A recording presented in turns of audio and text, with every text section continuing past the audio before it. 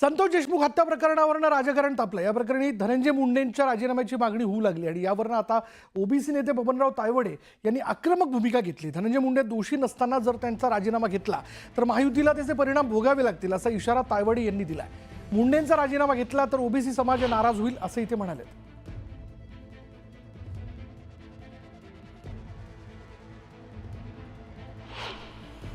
दोषी नसताना जर अशा प्रकारचं दडपण त्यांच्यावरती आणून त्यांच्याकडनं राजीनामा घेतला जात असेल तर नक्कीच ओबीसी समाज हा नाराज होईल।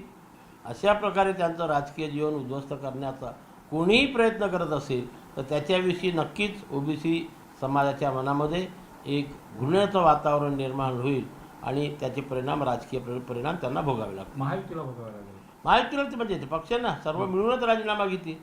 आज म्हणजे असं ना कोणी एकटं राहणार नाही, महायुतीला त्याचे परिणाम भोगावे लागतील। महायुतीच्या विरोधात ओबीसी समाज आपलं जनमत तयार करेल आणि पुढील निवडणुकीमध्ये मग काय निर्णय घ्यायचा ते योग्य वेळी ओबीसी समाज घेईल।